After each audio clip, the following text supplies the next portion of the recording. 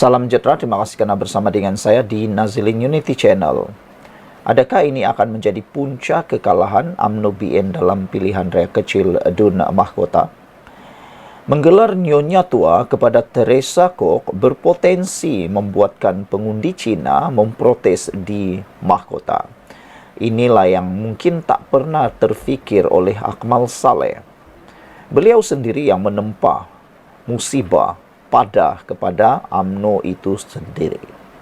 Ketua Pemuda UMNO Dr. Akmal Saleh barangkali agak keterlaluan dalam menyerang naib Presiden DAP Teresa Kok sehingga menggelarnya sebagai Nyonya Tua. Gelaran itu nampak bertujuan memperlekeh Teresa dengan gambaran beliau seorang yang sudah tua, yang suka bercakap merapu dan bukan-bukan. Hakikatnya, Teresa belumlah terlalu tua, walaupun beliau sudah agak berusia umurnya. Dibanding dengan usianya, sesetengah pemimpin UMNO yang ada adalah jauh lebih tua daripada Teresa Kok. Cara penampilan dan berpakaian Teresa boleh dikata cukup sederhana, moden dan agak sepadan dengan usianya. Beliau malah masih cergas sebagai ahli parlimen seputih dan berjawatan kanan dalam DAP, yaitu naib pengerusi DAP kebangsaan. Hanya kerana kenyataannya berkaitan cadangan Menteri Agama mahu mewajibkan sijil halal kepada restoran yang tidak menyajikan hidangan babi dan minuman beralkohol itu, tidak mewajarkan untuk Dr. Akmal menggelarnya sebagai Nyonya Tua. Teresa sebenarnya bertindak dalam kapasiti yang wajar sebagai wakil rakyat yang mewakili masyarakat Cina, yaitu mengangkat suara peniaga-peniaga Cina berkaitan sijil halal itu. Beliau bersuara bukan sebagai wanita tua yang sudah atau suka berleter, sebagaimana dilabel sebagai Nyonya Tua oleh Dr. Akmal Saleh itu. Beliau tidak pun membantah pelaksanaan atau kewujudan sijil halal di negara ini. Cuma sekadar menyuarakan perasaan peniaga-peniaga Cina sahaja.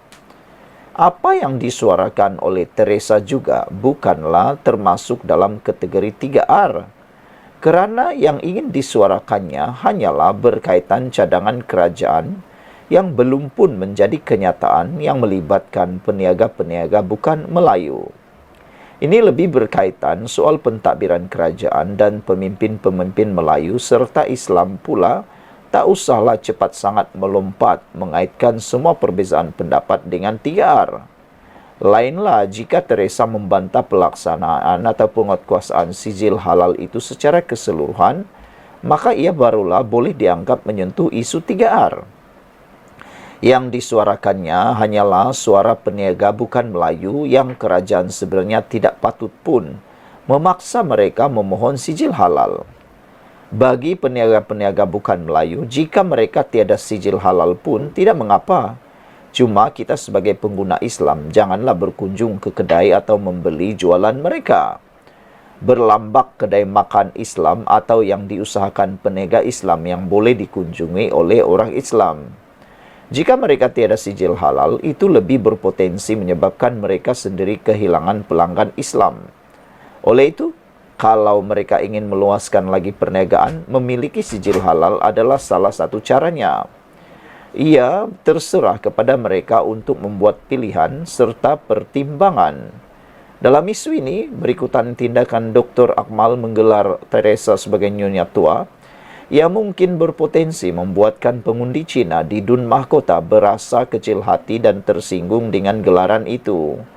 Tidak salah untuk berbalas serangan dan saling berbalas sesama parti dalam kerajaan, tetapi ia harus dilakukan dengan matang dan tanpa melabel yang tidak sepatutnya. Meskipun Cina bukan DAP dan DAP bukan Cina, tetapi berdasarkan keputusan beberapa pilihan raya sebelum ini secara majoritinya pengundi Cina dan pengundi DAP.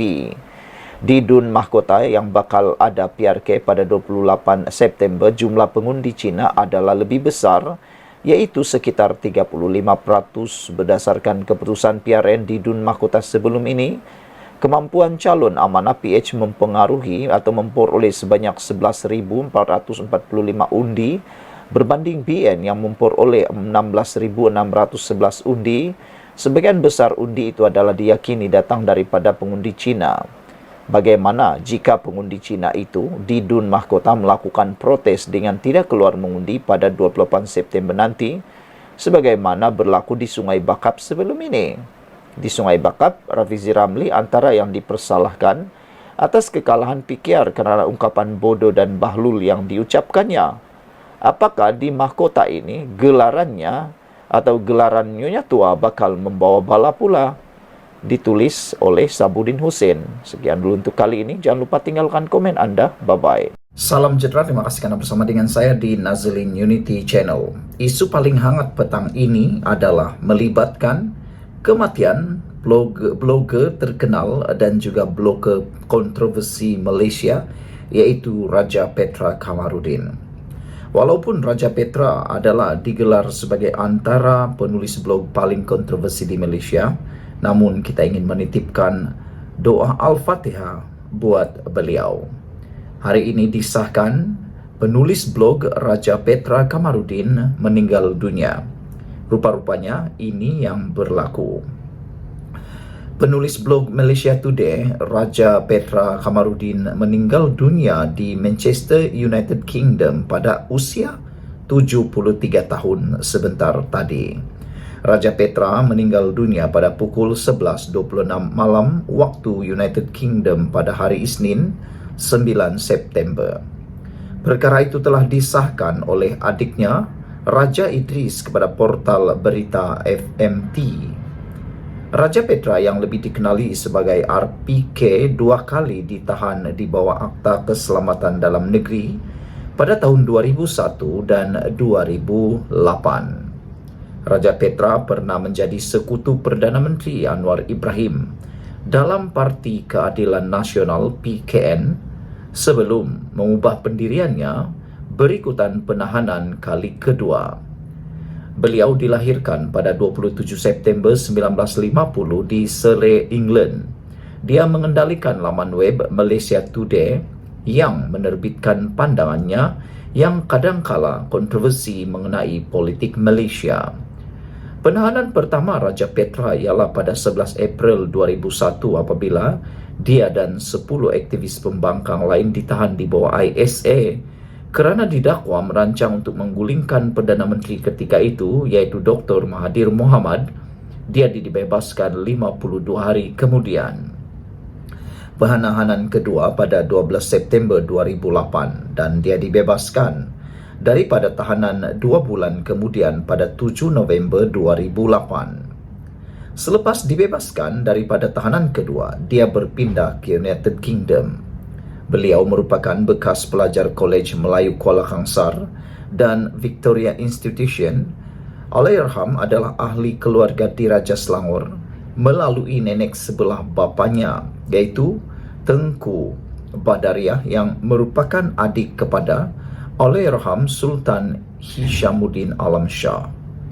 Raja Petra pada tahun 2008 mencetuskan kontroversi apabila mengaitkan Rosmah Mansur, isteri Najib Razak yang ketika itu timbalan Perdana Menteri, dengan kes pembunuhan warga negara Mongolia Altantuya Saribu. Raja Petra bagaimanapun membuat pusingan Yu 3 tahun selepas itu apabila mendakwa maklumat itu disalur oleh pihak yang rapat dengan tokoh pembangkang ketika itu, Anwar Ibrahim. Saudara-saudara sekalian, ramai yang menitipkan doa Al-Fatihah buat Allahyarham Raja Petra. Saudara-saudara sekalian, dengan pemergian selamanya Raja Petra ini, maka kita sebenarnya sudah kehilangan orang politik yang paling banyak menyuarakan pandangan beliau. Meskipun pandangan-pandangan beliau kadang-kadang kontroversi, tetapi ianya rencah dan ragam politik di Malaysia yang harus kita terima. Al-Fatihah, kita doakan semoga rohnya dicuri rahmat. Kita jumpa lagi. Selamat pagi, salam sejahtera. Terima kasih kerana bersama dengan saya di Nazlin Unity Channel. Teresa buat silap. tapi Akmal asik silap. Ramai netizen setuju dengan kenyataan pensyarah ini, yaitu memang betul Teresa buat silap. Bukan silap Teresa bercakap atau mengatakan tentang isu persijilan halal, tapi menurut beberapa penganalisis politik dan juga pemerhati politik bebas di Malaysia, yang salahnya ialah Teresa Kok yang bukan Islam, bukan Melayu, mengulas tentang isu persijilan halal. Kata netizen dan juga pemerhati politik, yang silap di situ saja. Patutnya yang mengulas atau cuba untuk menjadikan perkara itu supaya dapat dibincangkan sebaiknya ialah ahli parlimen atau ahli politik berbangsa Melayu Islam dalam DAP. Itulah yang patut menyuarakan kebimbangan berkait isu sijil halal tersebut. Itu kesilapannya. Tetapi kesilapan yang lebih besar ialah apabila Akmal Saleh asik silap, sehingga pensyarah yang kita sebut ini dah naik muak, dah tak larat lagi nak menasihati Akmal Saleh. Sehingga sekarang ini timbul kerisauan besar. Sejauh mana UMNO Barisan Nasional boleh menang di PRK Dun Mahkota. Kerana jangan lupa, pengundi pernah protes. Pengundi pernah protes sehingga menyebabkan kerajaan Pakatan Harapan hampir kalah apabila para pengundi yang bukan berbangsa Melayu protes, tidak keluar mengundi dan tidak mengundi. Mereka sanggup melakukan apa saja untuk menyatakan protes mereka. Jadi silap-silap hari bulan, tindakan Akmal Saleh akan menempa musibah besar padah teruk untuk mereka. Ahli akademik Tajuddin Rasdi kecewa. Polemik persijilan halal muncul selepas kunjungan Paus Perancis ke Indonesia, yang sepatutnya menjadi pelajaran tentang hubungan antara agama dan toleransi. Namun, Profesor bidang seni Islam itu percaya naib pengerusi DAP Teresa Kok sepatutnya bertindak dengan lebih bijak ketika mengulas isu tersebut. Kata beliau, saya tidak mempersoalkan kebijaksanaannya dalam isu-isu lain, tetapi perlu difahami bahawa Islam bukan lagi isu sensitif. Islam kini bukan lagi isu sensitif, ia telah menjadi isu yang tidak stabil di Malaysia, kata beliau. Di sinilah saya percaya beliau telah melakukan kesilapan, katanya kepada Malaysia kini. Tajuddin berkata, Teresa sepatutnya membiarkan wakil rakyat atau pemimpin Muslim dalam DAP untuk bersuara atau membuat kenyataan bersama. Dia mempunyai hak sebagai wakil rakyat untuk melindungi kepentingan pengundinya dan rakyat Malaysia daripada semua kaum dan agama. Dalam konteks politik Malaysia kini, masa kini, kaum dan agama menjadi laluan cepat ke arah populariti dan ramai yang menunggu untuk memanfaatkan hal ini. Jadi diperlukan strategi tertentu untuk menangani isu-isu seperti ini dan mengelakkan negara terganggu apabila terdapat isu yang lebih mendesak tambahnya lagi. Tajuddin juga percaya Kok perlu lebih berhati-hati dengan kata-katanya. Katanya, kenyataan Kok seperti persijilan halal akan mengundang kecaman global bukanlah tindakan yang bijak. Ini bukan kali pertama ahli akademik tersebut menyeru ahli politik bukan Muslim untuk berhati-hati apabila berbicara mengenai hal-hal berkaitan Islam. Dalam podcast pada bulan Mei, Tajuddin berkata, kegagalan mereka untuk bertindak secara strategik cenderung memperburuk keadaan. Tajuddin juga mengulas Ketua Pemuda UMNO Dr. Akmal Saleh yang pernah dikritiknya semasa isu kekemat. Walaupun telah menerima gelaran Datuk, dia tidak berubah. Dia masih dengan taktik lamanya dan sekali lagi membuktikan bahawa dia tidak akan berubah. Akmal mewakili sisi terburuk orang Melayu dan kerana saya berpendapat bahawa dia tidak akan mengatakan perkara yang betul atau sekurang-kurangnya sehingga dia berhenti menggunakan kaum dan agama sebagai alat untuk naik dalam hierarki politik. Saya memilih untuk tidak membuang masa lagi bercakap tentangnya, katanya. Tajuddin mengulas Akmal yang terkenal dengan gaya kasar apabila dia menyelar Teresa dan meminta kerajaan menyediakan logo tidak halal untuk ditampal dekat dahi nyonya tua itu. Beberapa netizen memberikan komen tentang isu ini. Mereka kata, UDB kata, saya amat bersetuju dengan pandangan Dr. Tajuddin. Di Malaysia, isu-isu agama Islam sering menjadi jalan pintas bagi politikus-politikus opportunities untuk popular dan naik dalam partinya.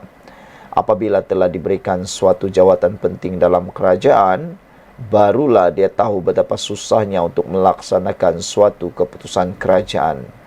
Sosok sebegini hanya pentingkan kerja politiknya atau kereta politiknya sahaja, tanpa mampu memberikan sumbangan positif. Greenpeace kata, both of them should now come to their sense, stop this polemic against each other. I honestly agree with Professor Tajuddin, kata Greenpeace. Revolution 99 kata, tanpa prejudis saya sokong kenyataan Profesor Tajuddin yang lebih beralih kepada pandangan yang tenang, berasas rasional dan tidak dianggap menyebelahi mana-mana pihak dalam situasi yang memerlukan persefahaman yang seimbang. Sekian dulu untuk kali ini. Jangan lupa tinggalkan komen Anda, tekan butang subscribe. Jumpa lagi.